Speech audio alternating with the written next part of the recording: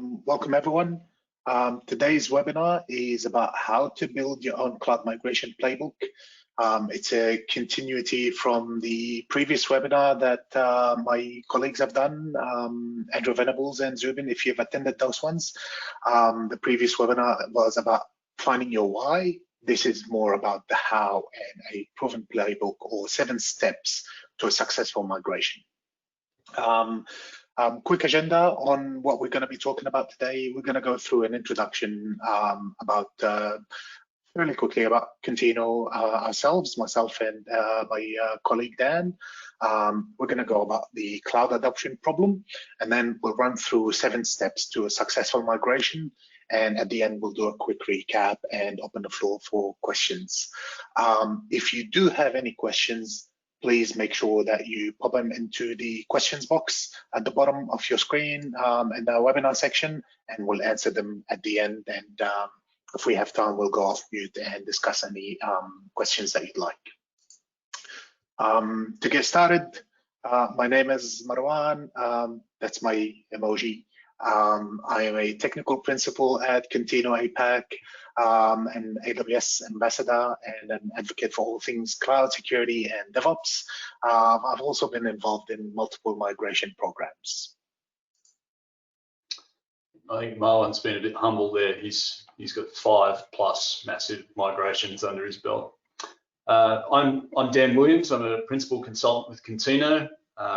Been at this for a little while, so I've been working since 2000. A lot of my work's been outside of Australia, so low latency trading is sort of where I spent a lot of my career, e-commerce and around software, DevOps being a continuous thread throughout, and a few startups at the moment. We'll go to the next slide. Okay, quick introduction about Contino. Since you're here, you probably have heard of us and you know a bit about us. I'm going to brush up over this one very quickly. We're about 400+ people in 5 global offices. We've been on 500+ engagements across 250+ unique customers, and we basically, our bread and butter is cloud digital transformation and so on. We work with leading enterprises and regulators, not necessarily. So if you're working in an enterprise and you have concerns about regulation and governance framework, we work with the regulators themselves as well. So everyone talks about cloud adoption. It has a number of challenges. So it's interesting. This is actually from Nir Eyal's book, Hooked, that whenever you have a new technology, there's naysayers and things are dismissed early on. This is a quote from Henry Priest, who was the chief engineer of the British Post Office, so dismissing the telephone. But I guess it's obvious to say we're a little bit past this point with cloud. It's here to stay. It's more than a small technical step change. It's a huge thing. And we'll go to the next slide. So the cloud adoption problem. So a lot of world-changing innovations were written off as novelties. We're not there now with cloud, but you do see sort of some misconceptions around cloud adoption. So there's a whole alluring gamut of things that you can do with cloud, but a lot of the time it's not immediately obvious what that means by way of the changes for your operating model. So you do hear that there's a few misconceptions still floating about, that it's not a major change or it's just a technology change. Existing processes only need to be changed slightly. It even comes up now and then, our data center is much cheaper. You know, that's a funny thing today. I think that AWS t-shirt still stands, that friends don't let friends build data centers. And obviously the business value is hard to articulate because it's vast. We're talking about an evolution of businesses and being able to grow into other verticals. We'll go to the next slide. So this is a 2020 O'Reilly survey. So as we mentioned at the beginning, we have a very global lens. So in Australia, we're rapidly adopting cloud, but this was a global survey. So 25% of the firms surveyed plan to move 100% or all of their applications to the cloud in the next year, and 17% of those respondents have already done that. So this is more less about workloads and more about innovation. We're seeing that in the US and in the UK, particularly very kinetic markets, very competitive. So it's a how would you say, when we're looking at cloud, it's about consuming AI and ML. They're the drivers. So we'll keep going. So cloud is really a response to complexity. So we're in a pandemic at the moment. No one saw that coming. This is a famous set of images of a representation of Amazon and Netflix, their service meshes, and this is actually 2016. So this is a microservice architecture. Again, this is 4 years ago. This is where these companies are headed. So you've got these types of modalities in every industry. People are using cloud on an unconscionable scale. So we can't do this in the data center. There's services that are not possible to really implement at scale. And cloud is that we say cloud adoption is inevitable because of what you can do with it. It's about the management of complexity, and it's about those future opportunities for business. We'll keep going. So I'll hand over to you, Marwan. All right, so talking about a proven playbook to a cloud migration and our 7 steps to a successful migration. Over the next few slides, we're gonna go over 7 different steps that define how we set up a program, a cloud migration program for success. As a recap from a previous webinar, finding your why, you always start with your why. And starting with your why has consequences on how you do things. Let's imagine this, right? If I'm an organization and I want to go to market faster than my competitors, I have different compelling reasons to go to cloud than if I am an enterprise that's trying to reduce my cost or exit the data center very quickly. In that case, my go to cloud reasons are all about operational resilience and cost savings. So finding your why defines how you treat your cloud migration program. And it's essential that when you decide on why, that you actually communicate that amongst everyone else that's part of your program. So when I define a why for a program, I start with a vision. My vision is think of it my long-term multi-year target that I want to achieve. In this instance, for example, Uber wanted to be a cheap alternative to owning a car or taking public transport, and they've set a time frame for that for 10 years. And then they broke it down into missions, and each mission is, let's say, 12 or 24 months. And then every mission has a number of targets that's assigned to it. In this instance, this program is going to be talking about those 7 targets when we're migrating an environment. It's really important, isn't it, to think about cloud as a product, and that product mindset being embedded deeply in the company. So the product strategy canvas is taught quite widely by Udacity. Companies now are starting to see that transformation as a product. So we come to this Cloud Center of Excellence. It has a number of names. It's pretty much, there's a lot of industry consensus on this as the working model. So we found this very successful. The opposite of this would be the shadow IT or the experimentation, the skunk works with the fringes of digital, where we have customers now in that 2nd generation of cloud consumption. This is what works. So we're talking about the 4 key areas that this Cloud Center of Excellence is really designed to help in, is that it's a hub for best practice. So that's one of the first things. So you're not constantly repeating things, you're pushing out, you're promoting, you've got advocates both at an executive level. So we talk a lot about the executive stakeholder buy-in. This is also that everyone has a responsibility to educate themselves on cloud. So it's such a fundamental part of the business, and it's the cultural change and the advocacy. So the leadership team is on board. They are promoting this. They are eviscerating the silos, and we're not going for a command and control model. This is a delegated responsibility, distributed model. So a shift away from documentation-centric controls to codified controls. Production of artifacts. And the first rule of cloud is its infrastructure is code. So it's not ClickOps. To derive the value, it's that automation is hard won through code. And that means shifting the whole company to operate in a developer-centric way.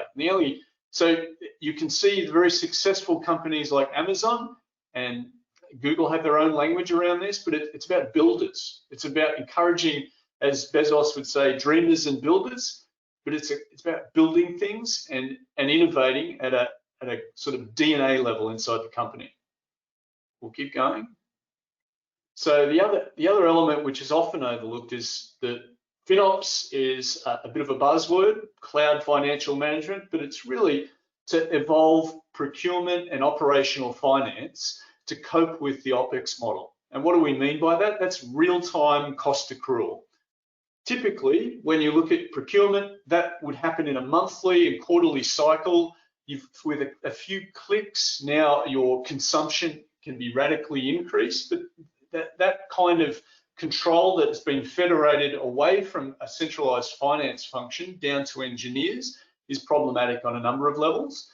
So there's a whole method to try and basically, we'll go to the next slide, but we're trying to create a centralized team of procurement, operational finance, and engineers to manage this. So what this means in practice is budgets. So budgets are enforced, and we start to look at treating the financial elements like engineering metrics.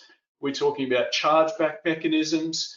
The problem is exacerbated with multi-cloud, so you need strict standards on the way things are tagged. This is the engineering component. And then the finance team has a very active role. So it's about alerting, it's about monitoring things when we have new architectural patterns and we're seeing what consumption's really like. This needs the lens of finance, because one of the biggest areas that differs is the assumption that everything in the data center was free. And this is the vehicle for driving good citizenship in this new world.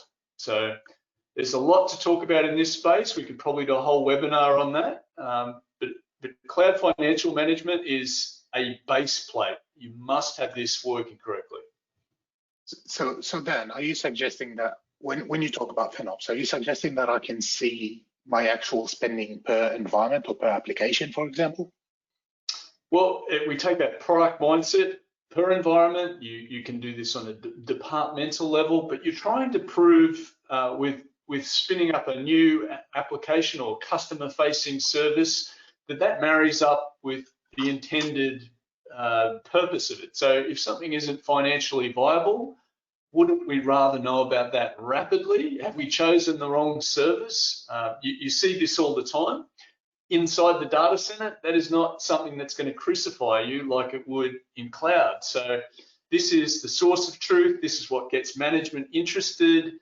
This is the real, I would say that the financial truth actually eviscerates a lot of bureaucracy. So it's a very useful tool for driving a transformation. Interesting. Okay, so we've defined our whys and we've looked at our cloud center of excellence, and then we started thinking about FinOps. But now what do I do? What do I look at in terms of migrating? Where do I start looking? This is about defining the landscape. What goes first? What goes next? What goes last? How do I find these things? When I look at a cloud migration program, I look at defining my landscape. That means first, I need to find the business owners and the SMEs involved. That means I need to find the people that are paying for these services that need to move to the cloud, because they would know, for example, what service they're paying for, as well as the technical owners, the SMEs, because they would know how each application needs to be treated. And when I do, because CMDB in real life is never enough, it never has the full story about what you have in your data center. I'll look at also my managed services provider if I have one, and I'll tap them on the shoulder for records from their CMDB as well, to update my CMDB, as well as to vet the knowledge of everyone involved. Once I've audited everything I've got, I'll look at my processes. Some processes are defunct in the cloud, where you can leverage existing serverless and event-driven processes. I can retire some of these processes, I can modernize them, or I can move them as they are. Depends on what they look like. And once I've tied everything into a map or an actual plan, I can start looking at the right workload for the right cloud. Some clouds may be more suitable to certain workloads, but I think this is more of a target state rather than a current state. I guess you've also got this phenomenon of building the aeroplane in flight. So you've got the existing application stack, and you've got a slew or a pipeline of new applications and future functionality coming through. So, how does that guide some of the decision making? So in terms of decision making and building a model that's already in flight, I guess you have to make sure that you get the most out of what you're working with at this stage before you start branching out. So let's say you're going to AWS. For example, you make the most of the AWS capabilities, and then you start branching out based on compliance or regulatory needs, or et cetera, of branching out to the next cloud if you have to. That's a good point. It's no mean feat to expand to 2 and 3 clouds simultaneously. We've seen that. It's a challenge. Not impossible, but a big challenge. Absolutely, and you may end up burning half of your budget moving one workload, making it work across multiple clouds. So the next step is, let me set my target architectures for each cloud provider. For example, so target architectures are not meant to be detailed, and are not meant to offload design decisions to architecture teams. You want to work in an agile manner. What you want to do is you want to set a treatment plan or a target architecture for, let's say, a replatform, which we'll touch base on later on, but leaving also the build teams the flexibility to adjust according to their needs. And once you set these target architectures, especially with costing involved for each cloud provider, you want to look at standardizing your guardrails. In regulated industries, and we work with most of regulated, we work with a lot of regulated enterprises, they require strict guardrails and boundaries. Those can be translated to controls, technical controls, be it preventive or detective controls, data protection controls, or perimeter and networking controls, for example. And they can be set in a hierarchical manner, so they can be inherited across multiple divisions or accounts or so on and so forth. But I also want to implement my continuous compliance and governance. Where do I start looking at drift from my current compliance? Something changed, for example. Once I do that in my target architecture patterns, I start looking at standardizing my tooling and patterns and artifacts across the board. I don't want, for example, team A to write a piece of code and then team B will go and have to rewrite that piece of code. I want to create patterns, and I want these patterns to be shared across multiple teams for treatment plans. This will minimize the amount of time that you spend on a build, for example. So it's kind of a different inflection on the shared services model, isn't it? So you're creating these centralized artifacts. It's not so much that everyone has to do everything for you, it's that you can share those resources to empower teams. Absolutely, absolutely. Or documentation element. We're trying to slim down documentation. So the controls in a traditional environment are around form over substance. So a lot of documentation, very thorough procedures that are often not up to date, or it's very hard to keep that up to date, whereas the code and the ability to control the environment with code is the primary benefit of cloud. So you're going to have artifacts over documentation. Absolutely. Think of your Confluence page becoming a README file in a repo, for example. And once that's done, I start looking at my fifth step. Okay, number 5 is, let me look at my current capabilities, my current environment, and define my treatment plan and my team structures according to my treatment plan. This slide is actually taken from AWS 6 strategies for cloud migrations. Most of you are familiar with the 6 R's. When you look at your current environment and you're looking at how do I migrate these things, you start off by saying, okay, let me put a retirement goal. And you start with a sweet spot of, let's say, about 5% of what I've got, maybe retired by offloading to enabling additional features in certain applications, or by just decommissioning because these apps are no longer being used. If I look at the utilization of these apps, no one is logging into them.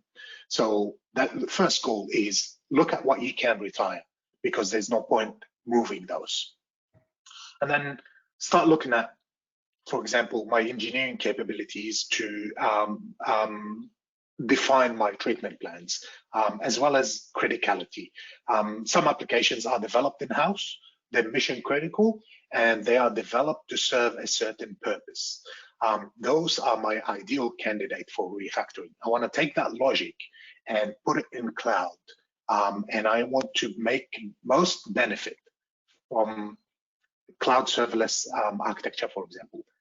Which means I get the most elasticity and the most stability on a certain environment or a certain application. How does that go? I mean, I was just going to say as well, how would you, so this is a great overlay, and how would that work when you've got 2 and 3 clouds? This is interesting. So you start off by making use or making best use of the cloud that you know most. Then you start looking at scaling beyond that. At an initial stage, let's say you've selected, for example, Cloud A, AWS, for example. You start making use of that cloud to the extent that it can provide you. And then when you have governance or compliance needs to go across multiple clouds, you start reconsidering things in terms of, maybe I do not need to refactor this application. I can re-platform it. Right, I can containerize it and make it portable, but is the application going to support that? So, and what sort of things have you found inside of these larger programs? Like you said, 5% target. Are these things like, let's say, an application that's going to be decommissioned? Are they free? Are they chugging away in the corner, or what sort of things? This is interesting. One of a previous cloud migration, a recent one, we actually found some Linux servers doing copy jobs, interfaces, basically between one environment to another, and they were costing tens of thousands of dollars a month because the MSP was charging the customer based on an interface, and each interface is pretty much a cron job, like a file copy job from one place to another. The target state was refactoring these on serverless platform with costing below $100 a month. That's saving of tens of thousands of dollars with a lot more reliability. So defining your landscape really pays out, and the discovery squad, which we're going to touch base on later on, also pays out quite well. But as a general rule of thumb, you want to re-platform a significant portion of what you have. You want to rehost anything that is non-critical with a shelf life, that is, you do not want to invest any effort in it. So you'd rehost these and earmark them for decom. but the rest is between replatforming, refactoring, and if you want to offload SLAs elsewhere, you'll consider a repurchase model with a SaaS. Eventually, the target state of all of these is a cloud operating environment. Obviously, the financial elements would factor in what you do. Absolutely. So you may not want to spend all that money refactoring all your application. There's no point reverse engineering everything you've done, everything you've purchased, especially COTS apps. Yeah, absolutely.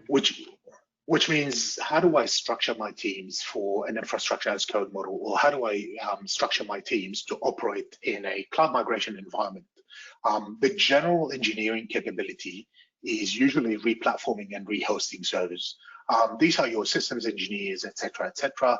These guys are very skilled at what they do, and they operate inside their own environment. So they have their own, they operate in an IT functionality.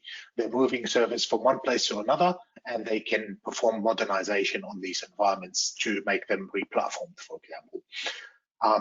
But there are teams that are refactoring teams, that are application engineering teams. Those teams cannot operate in IT silos. They cannot operate in their own landscape. They need to be embedded into the business units themselves. So think of it like your development team that is refactoring an application. They need their BAs, they need their delivery leads, they need their developers and lead developers. They need to be embedded inside that business unit, understand the logic of the application they're writing, and implementing that in a technical manner inside a cloud environment. Which leads, I guess I was going to ask you as well. So the way this is laid out, there's almost an evolution of skills. So someone who's maybe working in a traditional data center role, starting to move into engineering capabilities, they are having that opportunity to start working closer with developers, and there's sort of that continuum of skills all the way up to full-blown site reliability engineering. Absolutely. It's a shift of mindset from traditional engineering, and it takes you in a certain way all the way to site reliability engineering. So you're going sort of left to right with application, not necessarily being an app dev functionality, but more on the automation side of things. But the target is always going to be SRE, and how do I do SRE in the cloud? And SRE is not just, SRE is a topic that we can talk about for a significant amount of time.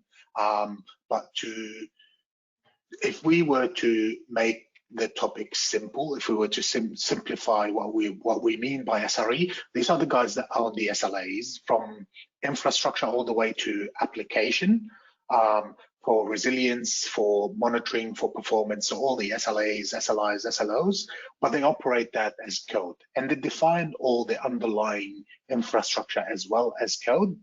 So the inheritance of your code, or of your governance and controls, comes from right to left. So the application teams and the general capability teams, these guys inherit their identity management configuration, the landing zones, enhancements, etc. They inherit them from an SRE functionality or an SRE team. This is the team that supports the business team that does not have engineering capabilities in-house. It's kind of an evolution of what shared services could be. So that team has the ability to sort of come up with metrics that they're going to hold themselves accountable to, and viewing the rest of the company as their customers. So that everyone talks about having a customer focus, but that SRE model is quite futuristic. It's a self-governing model. The other rule is everyone can code. So you're seeing a theme, aren't you? It's like there's this Absolutely. kind of builder mentality baked into everything. It's very much part of Google's DNA as well. Absolutely. So you're moving everything towards a landscape where everyone is coding, be it a landing zone, network engineering, or any other functionality. You're treating that as code. So we've talked about this organizational and cultural change, but it's actually one of the hardest things, because as soon as you've committed to move down this path of cloud, whether that's 1, 2, or 3, you find yourself in a battleground for talent. So we'll go to the next slide. One of the challenges with any large transformation is if we have a large number of not only engineers, but you're talking the wider group of people in the company, to try and train up people quickly. So that in the past was classroom-led, formalized training. You would be crazy not to make use of some of the fantastic courses out there. So there's huge options, but there's also the base plate skills. So we're talking about coding in a number of languages, basic understanding of security at a code level. All of these things need to be ingrained in the way people operate. But importantly, we keep touching on this, but at an executive level.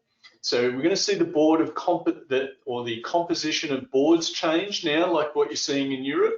People need to understand what this means for operating models. So having an understanding of code, making sure that the exec team is really on board with this and understand it themselves. And there's also an opportunity not to make some of the mistakes that have been made in the early days of cloud. So we're obviously biased, but you should get a partner in that is going to co-deliver with you. So this whole mindset of having change done to you, it's all about trying to use everything as a learning opportunity. So we said about tying this back to metrics.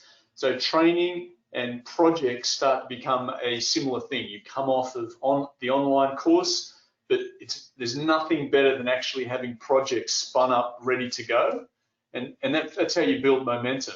The other important element is the role of the engineer has changed. So you're seeing some great work with even that some of the local banks, they're elevating the profile of their engineering functions.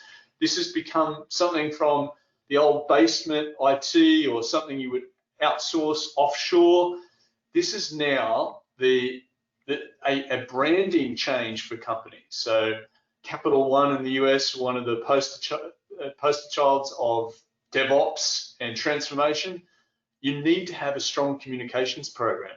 We said about talent. How will you attract talent to work in your organization? This is really central. It can't be overstated. So that is events, that is really having the exec team participate, show this is important. It's about it's not an infrastructure thing. This is about evolving the company, business models, and trying to create this buzz around the brand. You want a place where engineers want to work at. So we'll keep going. And interesting. Okay. So next step number 7, right, is how do I simplify my cloud adoption? So I've gone through all the logistics. I've gone through the financial aspect of it, the executive aspect of it, but now I need to start doing things on the ground. And at the heart of doing things on the ground comes the discovery squad. As one of my previous customers actually labeled it the Disco Squad. That stuck for more than a year actually as the Disco Squad. The Discovery Squad is a team of a BA or architects or etc. That are not just identifying and discovering applications. They look at an application and they earmark it to go to cloud. They find it. They find the business owners and the technical owners. They also define the target state architecture for it at a high level, and they put it on a roadmap. They are also responsible for the TCO and ROI for migrating this application to the cloud, to the CCOE. So they're held accountable on the financial model to the CCOE for the application treatment plan for each app. But first and foremost, they're responsible for the roadmap. So once they place that application on the roadmap, they move on to the next one and the next one. So if you look at the roadmap for your migration, the Discovery Squad would be grooming these applications and placing them on the roadmap. So the build team is ready once they're done with application 1, they're done with picking up application 2. They've got all the artifacts that they need ready for them, and they start grooming the second application and third application and the fourth one. This is probably the secret sauce, isn't it? You don't see this publicized very much, but this is one of the most battle-tested methods. So, I mean, what are the consequences of this not being in place? Imagine offloading to your team, your engineering team that's doing a rehosting, for example, every key decision about how do I treat this application, what's the cost for migrating this application to the cloud, attending steering committees and explaining financial decisions around this application. You're tying build teams in every other decision when what they need to be doing is actually progressing that cloud migration program. This is the team that's supposed to be tying all these dots together. They're the heart of that application migration. And they're doers, aren't they? They're not theorists. So I think that's a big difference. So that's one of the other challenges that you've got. It's you know, this can become a little bit territorial inside companies, to put it diplomatically. So you've got to put the people with the capability at the coalface to do the work. So the theories are all great, but the ability to do these things and make them real, that is something the company has to get behind and celebrate. So a discovery squad is a scout squad, discovery squad. This is the secret sauce, I think, for a lot of successful transformations. Absolutely. And these guys need to be hands-on. They determine some key decisions that you would need to redo some of the work if they got it wrong. So they need to be technical enough to be hands-on. One of the outcomes for that team is a well-groomed roadmap for your re-platform team or your refactor team or your rehost team. But very important is a backlog team, a backlog channel. And the backlog channel is a bunch of applications that you put on your backlog that in case one of the application, for example, hit the floor. For example, I've seen on a number of occasions, application 2 at one of the teams, just before we start migrating that, is made obsolete because we've enabled features on another application that made the servers and the applications running on this for such outcome obsolete. We no longer need to pay for this application. So what does that team do? Do they stay idle? No, they pick up an application from a backlog that has a suitable treatment plan, and they keep going and they prep for it, and they meet with the discovery squad and they understand what they need. But the other key element there is tying that roadmap to the absolute most important metric in an enterprise, and that is money. How much is that application going to cost me in this treatment plan, in this cloud provider, and making sure that this is accurate enough for a CCOE to decide if this application is going to move forward or no, depending on its criticality. It's really important to advertise your work, isn't it? So that CCOE will often contain a product owner. You need advocates pushing this messaging out across the company. And it's the very opposite of how cloud initiatives may start off, where it's someone's credit card and a few little experiments. This is a wide reaching transformation program. Absolutely. These artifacts are more of a CCOE artifacts. So this discovery squad has 2 different types of artifacts. They have the artifact that goes to the CCOE for approvals and visibility. They also have the technical artifacts that goes to your build team. And that what makes that discovery squad unique and quite important. Need some horsepower there for sure. Absolutely.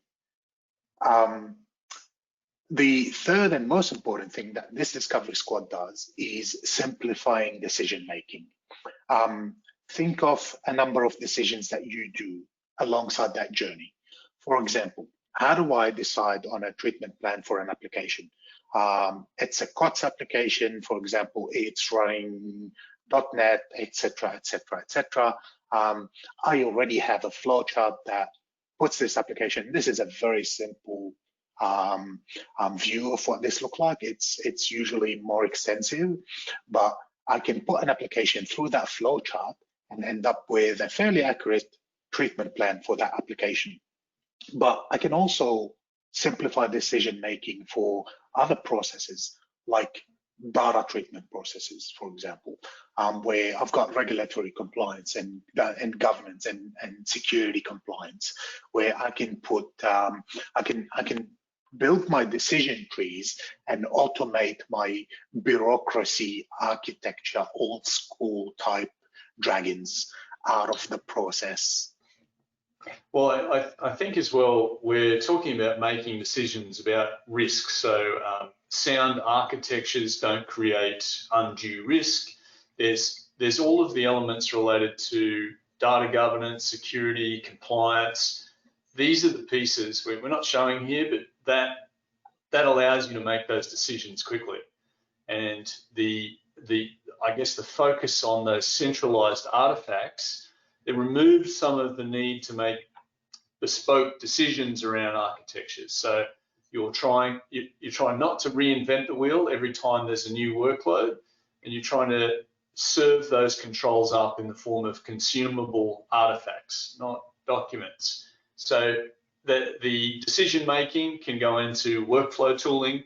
It usually is done in several evolutions. So we would start off with a clean process of fast decision making, cross-functional domains, making a joint decision on things. And then you can start to speed that up with automation in terms of controls. So we talk about zero-day approvals for low-risk changes and automated compliance. We're not covering it today, but data governance and all of the data strategy would be tied into this. So quantifying what particular data types are in workloads, all of these things need to be baked in. So I guess there's a whole raft of decisions to make here that typically can span out months in companies, and that's what you're trying to accelerate down into weeks and days, and in some cases for mature operators, zero-day approval is totally viable. Absolutely. And believe it or not, you can also add a step for qualifying if the fax machine can go to the cloud. I guess that would be very simple. Would have a terminator. No, it's not going to cloud. I refuse to deal with fax machines. Which takes us to the planning and execution. Now, this is not a step.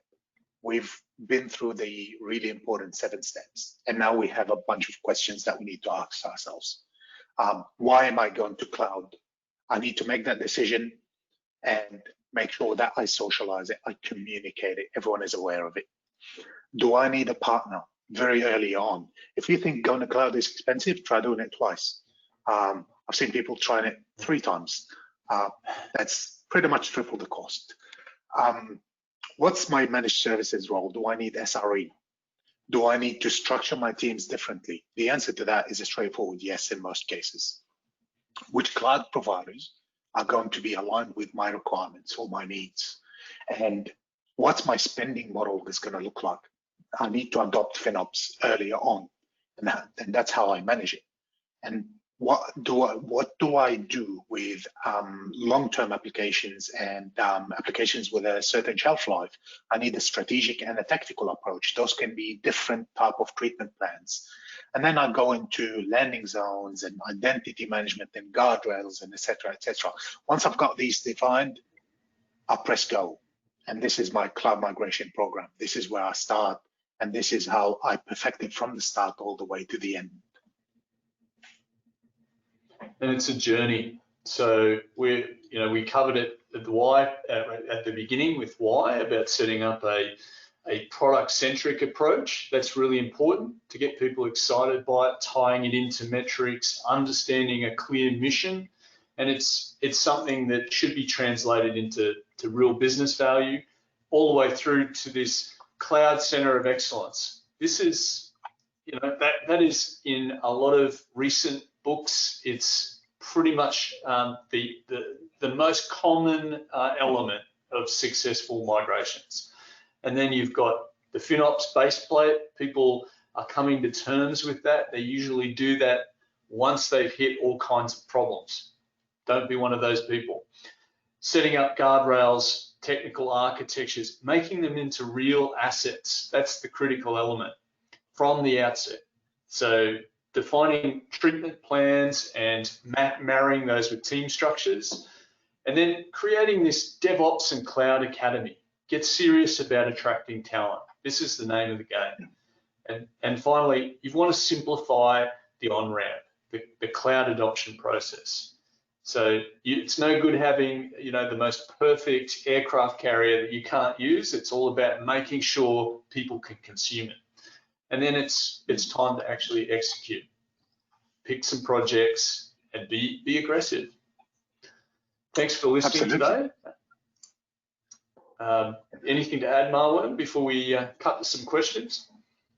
No, that was perfect. Thanks all for listening. The next slide is all about questions, Q&As, and I believe from my side I can see the first question in. We'll answer a couple before we go off mute as well.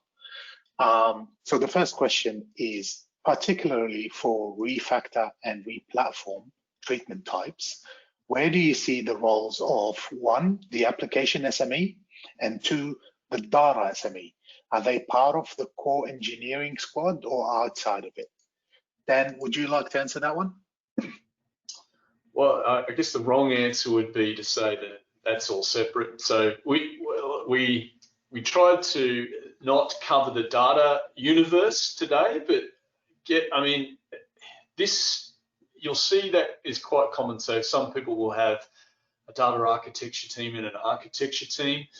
That really becomes merged. So when you're refactoring things, of course, that would be an integrated function. It's practically impossible to decouple that. Maybe, I'm not sure if I'm answering the question, but yes. So usually in our previous practices, they need to be embedded in part of inside that squad. There can be shared roles across multiple teams inside that bigger squad, but they are definitely belonging inside the engineering capability. Another question is, how do you train up engineers at scale? Well, go ahead. So companies need to be interested in engineering, and they need to celebrate engineering. They need to shift that culture to a technology and engineering culture. Think of it like, even if you're a bank, run your meetups, run your public and internal speaking events. One of my previous customers is quite adamant on hosting hackathons and inviting leadership to hackathons, and they notice the outcome of that. So they see the attention to engineering excellence. So the answer to that is pick a partner that's going to help you with that journey, that's going to co-deliver, and start doing those hackathons and those meetups. Well, I guess the other thing would be, so AWS run a whole bunch of game days, this immersive training option. I think some of that is where training is really moving to. So certainly we have these challenges now. So to find great engineers, it's one thing to find people with certifications. So you really need to find, there's some great stuff that ThoughtWorks did in the day, actually, where you would take a team and you immerse them in a whole bunch of problems, and you add some pressure to the situation. That's in lieu of actual projects. So that's the kind of model I think you're going to see start to become more prominent. But Data Camp, that's an amazing thing I found recently. There's so much online. So some of the banks have been through these big programs, but it's also about lining up projects. So you want to find projects off the back of those courses and start applying it. no better option than doing. Absolutely. So as it stands, make the CEO do it. Few minutes. We've got a few minutes left. We'll go off mute for a couple of minutes before we give people some time back, just before lunch. So I'm just going to unmute everyone now. So if everyone wants to say something, please go ahead. You should be able now to go off mute and speak if you'd like to.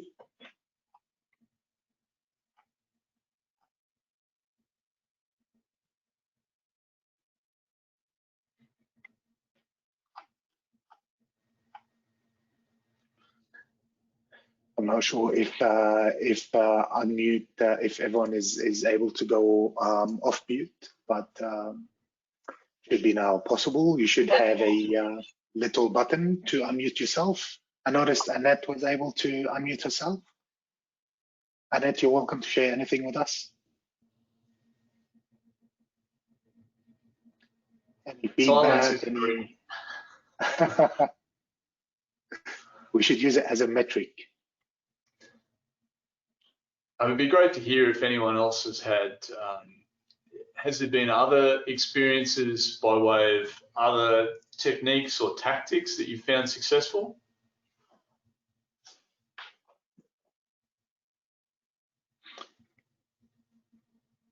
It's also one thing we should say, when you're starting off, I think the landscape inside of companies can be quite challenging. People are used to having a defined area, and sometimes that sort of breaking down of particular domains and cross-pollination, that can be hard for some people. Another great technique is the kind of internal secondment. It's got different names, embedding a DevOps engineer or people with software skills inside of traditional teams and starting to skill up teams that way. That always works quite well. Yeah. I've noticed Rod went off mute. Rod, would you like to say something?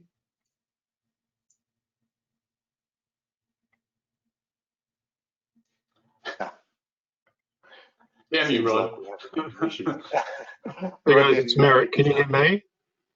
Yes. Yeah, okay. So, I mean, you mentioned earlier on that starting with a credit card is not the right way to do it. But we also know that that happens an awful lot in organizations. If you get to that point and you've already got a team which, you know, has free open reign in AWS because they've had the credit card, and then you're trying to build something more structured around them with guardrails, etc. How do you bring those people into the fold and on board on the journey? Well, there's lots of homes for those people as well. So that CCOE model, you basically, you don't want to bring in an entire new bunch of people and embed them in the company as the bimodal nonsense. You want change to happen from within. So if they are savvy, everyone has a skunk works. So some of these people can be, you know, the senior advocates for these things. They've done things, or they can start to share their knowledge, but they're not in a corner. So it's a hearts and minds campaign to bring them into the center of things, or it's a chance for their ideas to have real legs. So you have to try and approach it that way. I'm sure you've seen that quite a bit, but it's in everyone's interest. The guardrails element are really around federating the controls out. So responsible citizens rather than, you know, what we've got now in Victoria with the pandemic. But yeah.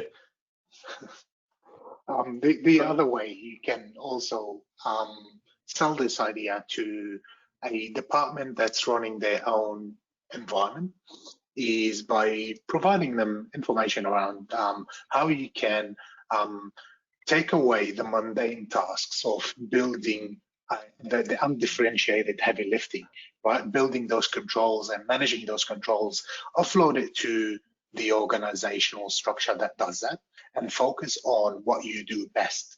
And that is your environment, your applications, right? Offload all these mundane tasks to someone that does them for you and come under the organization tree where most of that will be automated for you. But also the shared artifacts. So if I'm frustrated by how something's been designed, I can contribute to it and fix it.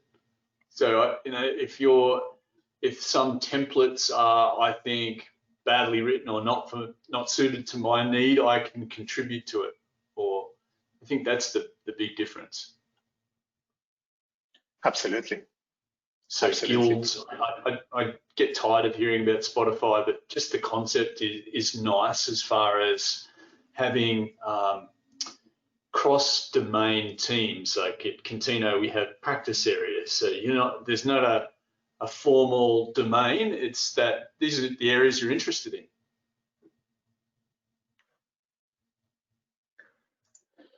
Perfect. Thanks. Well, that takes us right to the end of our session. We will be passing on this recording to everyone who attended and probably who hasn't. And it will probably make its way on YouTube sometime during the next couple of days. So thank you everyone for attending. We appreciate your time. Yeah, we'll please reach out if you have any other questions. Thanks everyone. Thanks, guys. Appreciate it. Thanks.